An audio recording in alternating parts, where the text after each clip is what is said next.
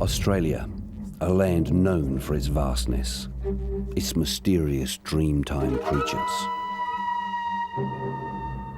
Its cool kangaroos, cute koalas. But there's another creature, it's claimed, that lurks the deep forests of Australia's wilderness. A creature the experts say is extinct, but eyewitnesses claim still roams the earth. A formidable prehistoric predator few people have ever heard of. The Marsupial Lion. Residents of Euroa, a tiny Victorian country town, claim the beast's chilling call haunts the night.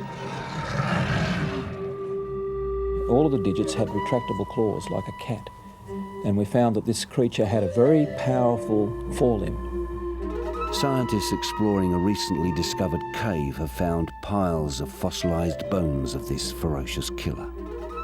They say the marsupial lion, or Thylacoleo carnifex, was about the size of a leopard and has been extinct for up to 50,000 years. But across Australia, hundreds of witnesses claim they have seen it. And what you see is what you believe. In one case, it come and put the paws up on top of a fence and virtually looked straight into his face. It showed no fear. When it finally did see me, it just sat there preening itself and watching me, moving towards it. To investigate this strange legend, Animal X travels to 3 Australian states, including Victoria, where witnesses tell of their close encounters.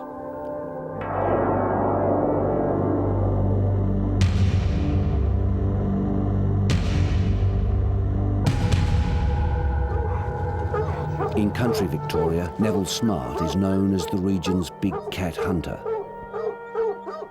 Running a pack of hounds, he hunts the legendary lion said to stalk the land. The bushman says he has looked the beast in the eye and backs up his claim with a paw print. It shows 5 digits with a claw-like thumb. This is his foot print as he went through the swamp, running away from me and my horse. He left that print, which I've shown to a lot of experts, and they say that is a new species. This is the carcass of a sheep that farmer George Mackerel claims is a victim of a marauding marsupial lion. He says the bones have been picked clean. That is typical of how you will find your carcass in the paddock after a kill. He says these strange teeth marks match the biting pattern of the marsupial lion. Eyewitnesses build their impression of the beast from what they see today. Back in the cave, the scientists build their image of the creature based on what they glean from the past. Professor Wells from South Australia's State University is considered an expert on the lion. In 1969, he headed a scientific team that made an awesome discovery at this underground chamber at Naracoorte in South Australia. For thousands of years, it had been a silent, secret den of death, littered with marsupial lion bones. Sitting here and in the loom of the carbide lamps, seeing what looked to be rocks on the sediment floor behind us, gradually turning into skulls with teeth on them, and the realisation that we had indeed staggered on a phenomenal deposit. In a way, it is a chamber of death. The reason that we have all of these animals accumulated in the cave is that they fell down a hole from the surface, a pitfall trap. The pitfall trap was a natural soak hole. 30 years on, inch by painstaking inch, this chamber gradually gives up its secrets. In fact, we now know how it caught its prey. It didn't do it with the reduced canine teeth, which were virtually insignificant. It did it by leaping out and grasping the prey. And it could then stab them with those lower incisor teeth and then shear off great pieces of flesh with the big shearing blades. In Western Australia, scientists have just unearthed 2 new skulls. Dr. John Long is a paleontologist at the State Museum. He believes the skulls could be the discovery of a new marsupial lion species. It's very exciting for us because we haven't done a detailed study of the material, but at first glance they could be something completely different. It could even be a western species of Thylacoleo. Although the experts insist the marsupial lion is extinct, for decades others have believed otherwise, and men have organised hunts to capture this super predator. They have all been outsmarted, except one, Dennis Wright from the country town of Maryborough in Victoria. He claims he had the lion in his sights, but when he had the chance to bag the beast, he just couldn't pull the trigger. I aimed, I got the crosshairs right between the eyes, and suddenly I realised this is no cat. No way in the world is that animal a cat. It was just too good an animal and too unusual to just blow away like that. Adamant witnesses talk of a cover-up, a conspiracy of denial by authorities. Truck driver Andrew Thomas says on his travels across Australia, he has heard many tales of what was thought to be credible evidence of the cat's existence mysteriously disappearing. Powers that be don't want it to be let out that there is big animals around because it's going to scare away the tourists. But others disclaim the conspiracy theory. Professor Wells is a trusted expert. He has examined so-called evidence. Some years ago I was sent a plaster cast of a trackway, and my interpretation was I was looking at a trackway made by a kangaroo, and what we were looking at was the imprint of the end of the fifth toe of the kangaroo along with the tip of the fourth toe. I was also sent along with the plaster cast some fur, which was reputed to be the fur of the marsupial lion. And when on analysing that fur, I found that that belonged to the western grey kangaroo. Only about 1 in 10 sightings are reported. So that means about 50 people a day are seeing these things, wandering around the bush, and well, it's 18,000 people a year are seeing them, and people are telling us they're extinct, or they don't exist.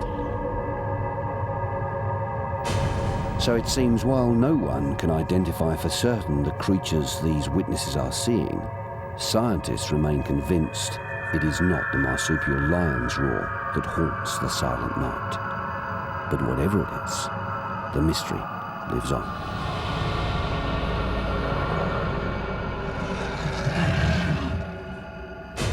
From mysterious marsupials to frightening feathered creatures, after the break, Animal X investigates the mighty Thunderbirds, avian giants said to haunt Pennsylvania's eerie Black Forest. And then all of a sudden I looked up and there it was, right above the trees that you see behind me. I could not get over the immensity.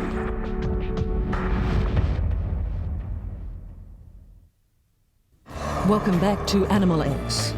Coming face to face with a giant raptor is an awesome experience. But imagine encountering a bird the size of an aeroplane. Enter Pennsylvania's Black Forest, home, some say, to gigantic birds of legend.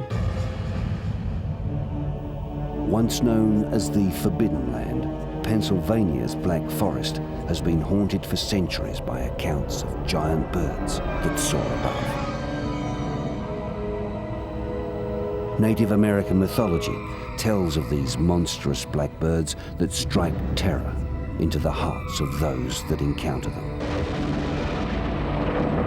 It was believed that these avian giants caused thunder and lightning, and so they were called the Thunderbirds.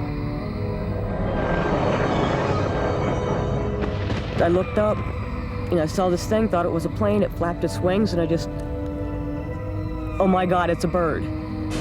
I'd say the wingspan was probably close to 15 feet, maybe more.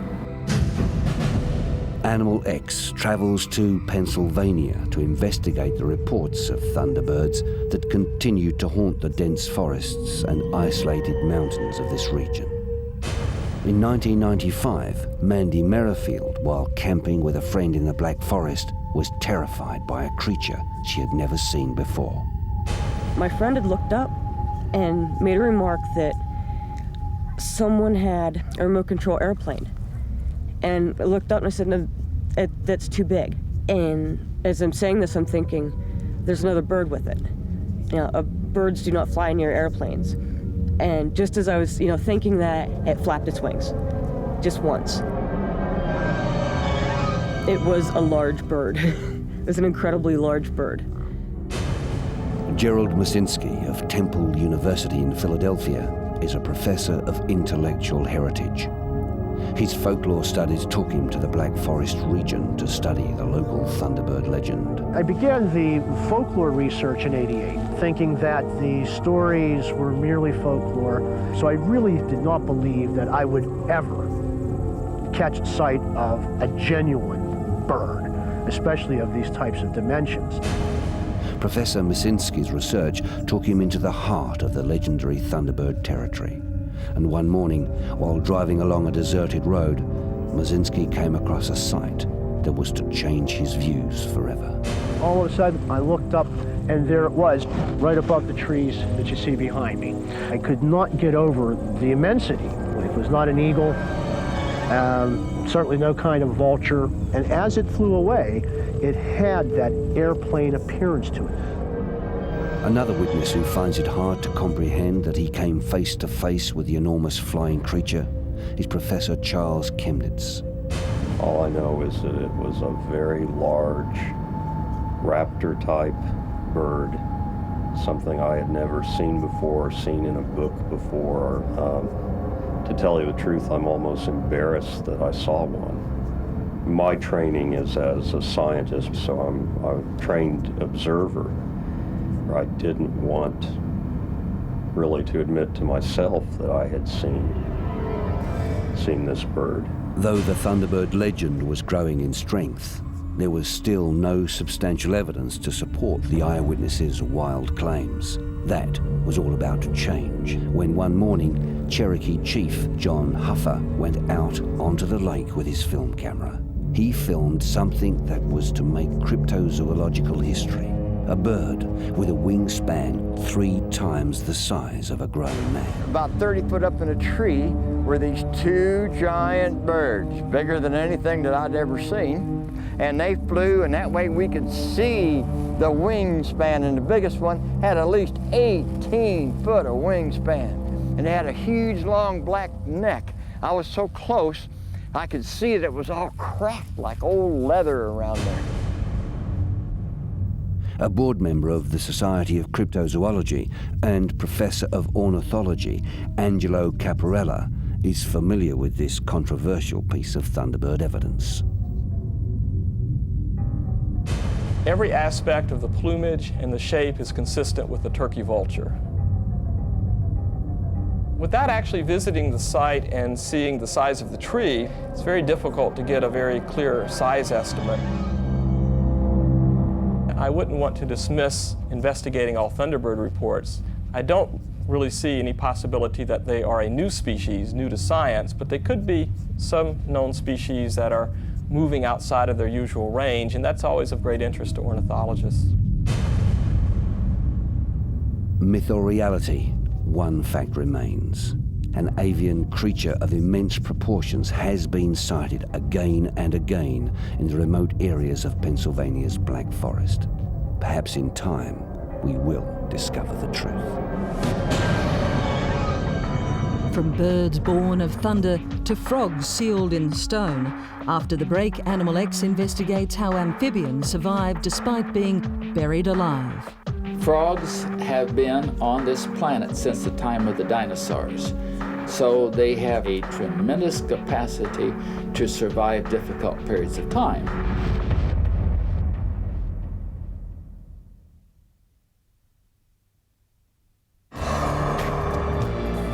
Welcome back.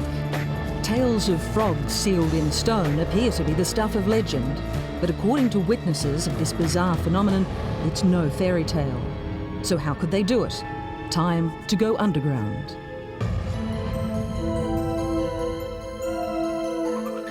The natural world is full of remarkable occurrences, and its inhabitants often have an amazing propensity to survive even the most adverse conditions.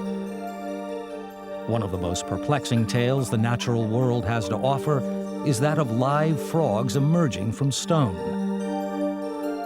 Is it possible that the frog is such a great survivor, it can endure being held captive in a rock formation? There have been hundreds of recorded accounts throughout the world. Are they all mistaken, or is there a plausible explanation for this puzzling phenomenon?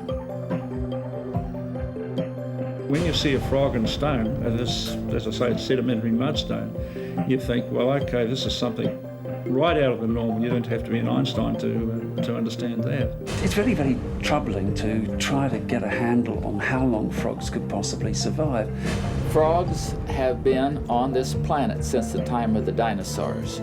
So they have historically had a tremendous capacity to survive difficult periods of time. Animal X travels to Taronga on the North Island of New Zealand after tracking down one of the only living eyewitnesses in the world to free a live frog from its rocky tomb. Laurie Andrews is a railway bridge inspector. In 1985, he was working at Waikato when he made a remarkable discovery. We were 1,000 feet above sea level, and as I say, we never seen any frogs in the time that we were there. We were there for about 3 years, or the time after. As Mr. Andrews was excavating for the railway line, the falling rocks freed not one but 2 live frogs, alive and well despite being 10 feet below ground. How did they get there, and how long had they been there? It was a puzzling mystery that still baffles Mr. Andrews to this day. Don't ask me why they weren't crushed and how they can't breathe and things like that. I wouldn't know. Got to be better minds than mine to find that out. Mr. Andrews' finding is not an isolated case. What does science make of this? Professor Mike Tyler from the University of Adelaide in South Australia is an amphibian expert who has studied frogs in great detail for many years. What is so peculiar about the stories of frogs being found in rock are that the stories are so universal. In Polish and Czechoslovak, former Czechoslovak folklore, there are stories of this sort of kind. You go to Russia and people will tell you about them.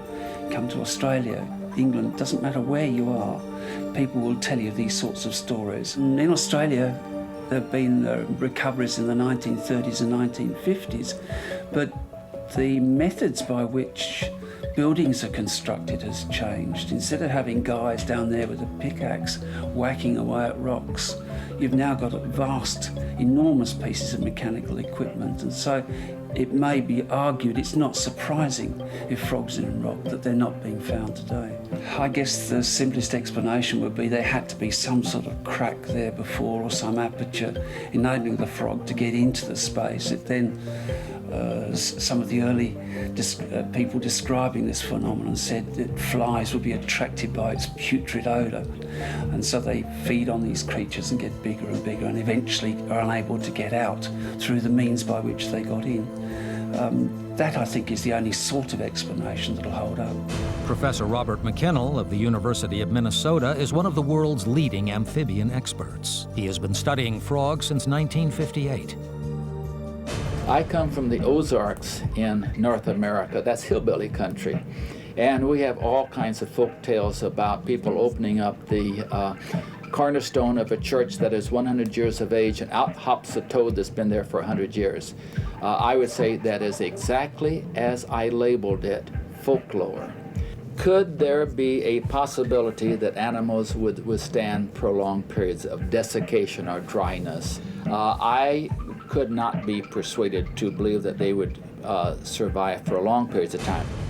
A discovery made by 3 schoolboys in Rhyl, North Wales, provided strong evidence to support the theory that the frogs crawl into a hole when they are small and grow too big to get out until they are freed by human intervention.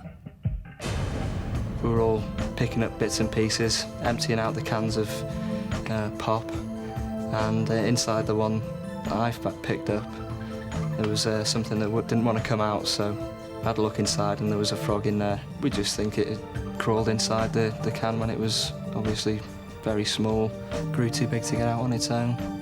Could this be the answer to this strange occurrence? Or are frogs even more remarkable than we are giving them credit for? Could it be that they can hibernate for hundreds of years and emerge unscathed? Science says no. But Animal X is not convinced.